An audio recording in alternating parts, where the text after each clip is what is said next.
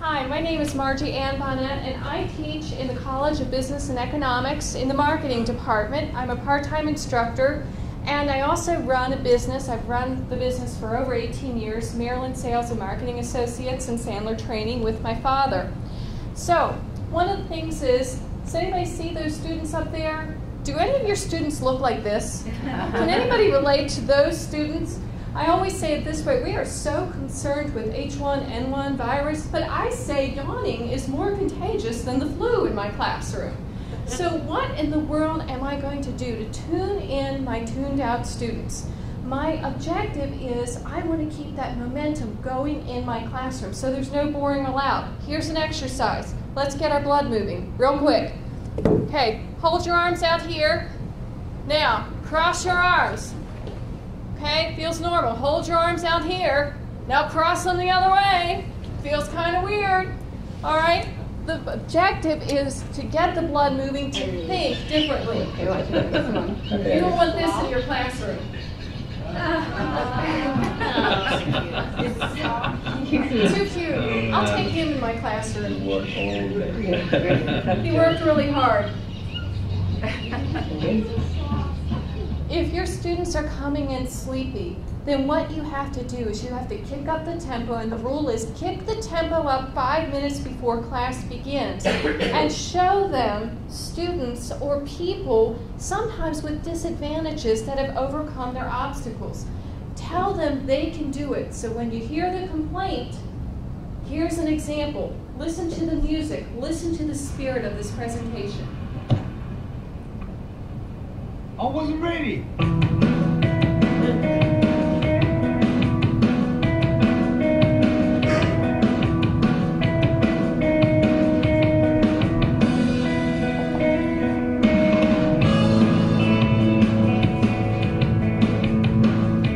have no arms and no legs, but I'm very thankful that I have a little chicken drumstick here.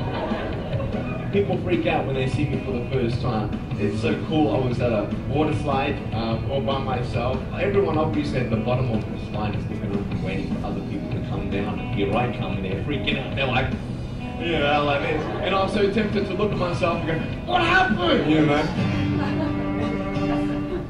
This is one of the best videos to really get their attention, and that's the purpose. You've got to get their attention before they start to actually engage with you in the classroom, and you've got to keep it. You have to be proactive. You have to have fun. Some things are, I am not that creative. I've never been that creative, so I rely on things like, and I'll pass this around, 101 games that trainers play. Because students ask me, why are we here? Why do I have to learn this? 101 games trainers play. Here's another example. Mind-opening training games, quick games to really get the blood pumping and the student's spirit going. And one of the other things is, when I listen to students, I'm saying to myself, my job as an instructor is to make some type of exercise, something that they can use in the business world, so that they understand the purpose of what they're learning. One of my things that I love to do is find YouTube videos that showcase this. How can I apply it? Here's an example. Ordinary guy. His name is Guy Kawasaki. See that old kind of remote-looking device? That was the original MP3 player. Guess what? He enhanced it. He made what we consider the new iPod. It's amazing is that what you want to find with your students is look at what we're doing and how can you enhance it. You don't go up a steep learning curve to use them. This is a picture of an iPod Nano. There are many, many Japanese manufacturers who made MP3 players before Apple. They all had 25 buttons with a function key, effectively giving you 50 buttons. Apple came up with one wheel. Anybody could have done this before. There's an elegance to great products. Do you notice? To get that product where it is, he used math, science, art, engineering. Any discipline can be showcased with Guy's videos and YouTubes.